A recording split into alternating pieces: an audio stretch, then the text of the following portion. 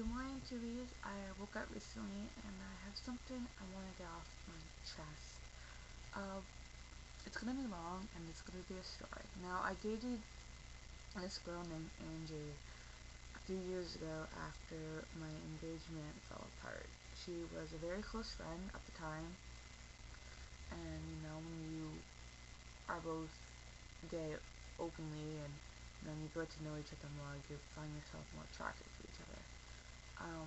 So we dated and then we broke up, but it was because I couldn't handle her emotionals well. I was very lost. My engagement completely destroyed me and I lost myself and I just couldn't handle being in another relationship and have to do that over again. I wasn't ready yet.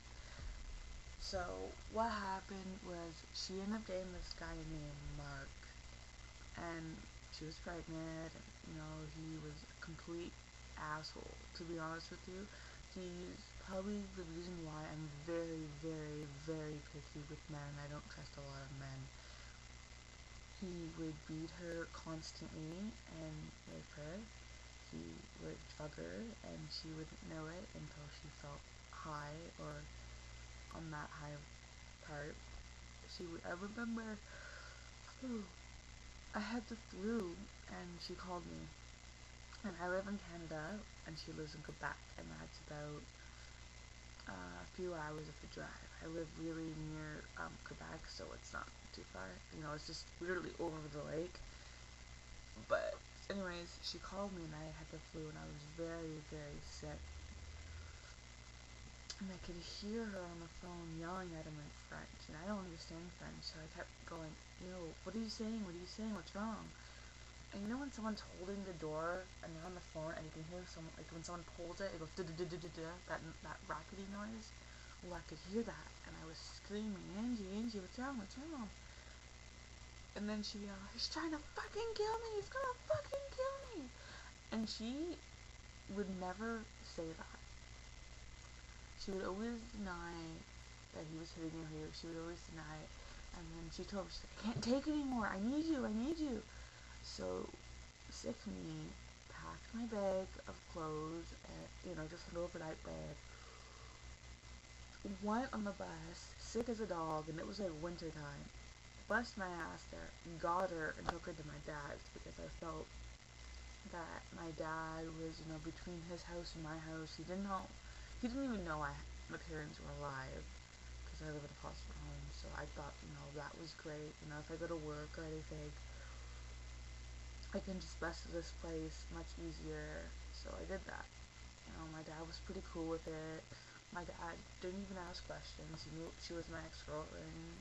He accepted that. So I fell asleep on the bed. What it is, it's one of those day beds, and it's like this. You pull out this part, and it becomes another bed. But there's like this space between both of them, so it looks like a stepping stair. Well, I slept on the top one, and she was on the bottom one. And I was completely out cold, sick. I took medicine. I was sleeping so deep. I woke up in the middle of the night, and I asked if everything was okay. And she's like, yeah, everything's fine. And she hopped out of the bed, pulled up her pants more, and ran to the bathroom. At that time, I was like completely out of it. I was waking up from sleep. The drugs were still in me. I was still like sleepy. I guess it's called sleepy drowsy. So I went back to bed. Father questioning her. I should have, to be honest. I really should have. So then Angie ended up staying at my dad's place for so long. Like, it was to the point, like, I would call my dad on his cell phone, and she would pick up, and I would be like, where's my dad? And she'd be like, oh, he's gone out to do this and this. And usually when he was gone out, it was to get her stuff. And I was, in my head, I was like, okay, what? This is weird. But I didn't want to know. At that time, I was too upset to know. Angie ended up getting an abortion. She was very sick, and her and I both, I'm very against abortions, I have to say, just to get my input that out there. But I told her that it was okay because it was to the point where either her and the baby were going to die together, she was going to die, or the baby was going to die. And, with the abuses she just went through, I knew that she just couldn't go through that round again. I personally know her, and I just knew, like, she couldn't do it. She couldn't go through it. So she got the abortion, and everything went well. Her and I started to get more close again. I started to find myself. We didn't bother having a relationship.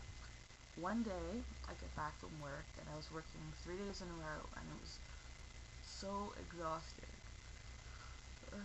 She calls me, and she asked how I was doing, and I told her, I said, I'm very stressed, and I explained to her all the stuff that was going on at work, and, she told me she was sorry and stuff, and then she told me that she was dating my dad and having sex with my dad, and at the time I said, oh, cool, I gotta go, and I hung up, and I just looked at the phone, and I was like, are you fucking kidding me? As if she can go so low as to do that.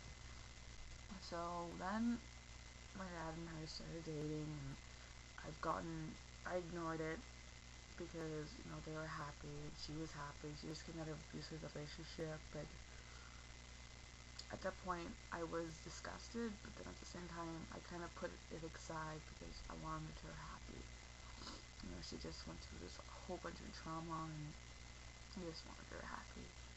Then my dad called me. They were dating for a few months, and he told me, he's like, I can't stand her now. And I was like, what do you mean? And I guess she was being very controlsive and very trying to wreck my dad's life. And my dad has 3 kids, me, my sister, my brother. He's an adult, and she's my age. My dad doesn't have time for immature games. And he kept telling me all the stuff she was doing, and I was laughing. I was like, yeah, I told him when we were dating that she was like this, and he didn't believe me. So he kicked her out, and then she started doing the whole I'm pregnant speech, and I thought, yeah, whatever, you're just saying that you're being one of those girls, turns out now my ex-girlfriend is pregnant with my dad's kid. So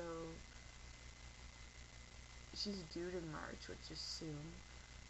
I talk to her sometimes, but I can't, it's weird, like, I can forgive her the fact that she had an abortion and it was healthy for her. I can forgive her for dating my dad, but to have my dad's kid and to want to change my dad, it's not gonna happen, and I've explained that to her, but she doesn't get it, and I'll be there only for my dad's sake, because I love my dad and I want to be there for my dad, but to be there for her, it's not happening. Anyways, I just wanted to say this, my fucked up life.